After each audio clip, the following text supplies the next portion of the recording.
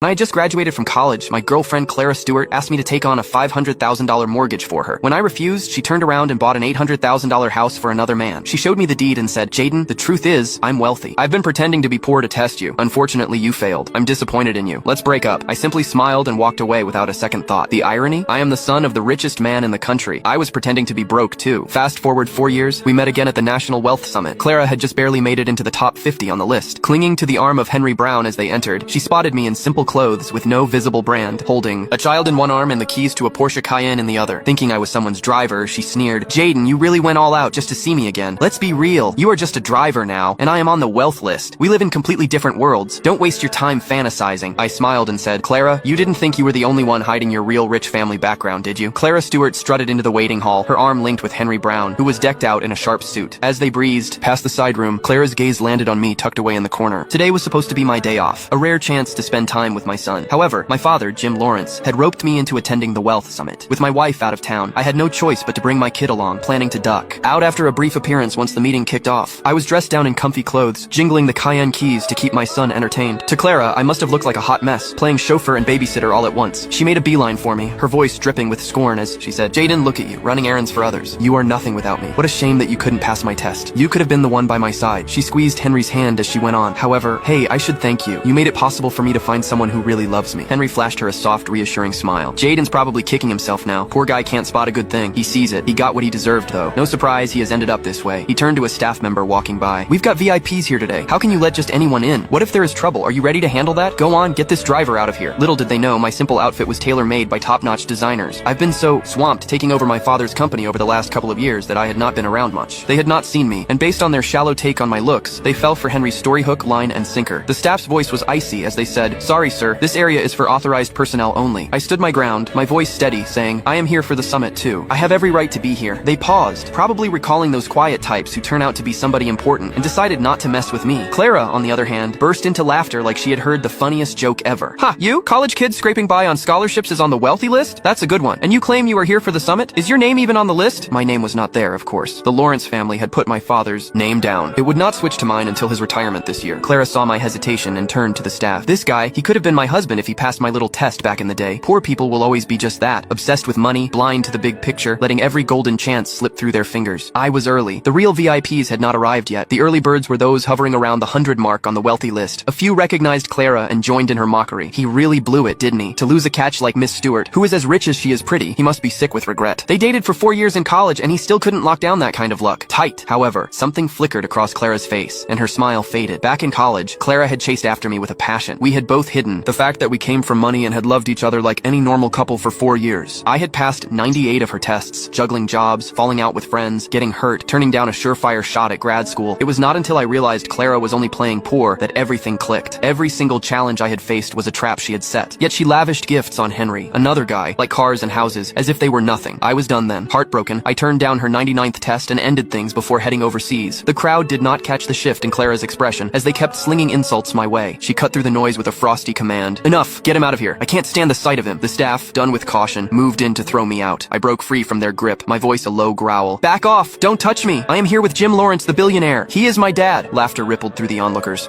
Subscribe for part 2.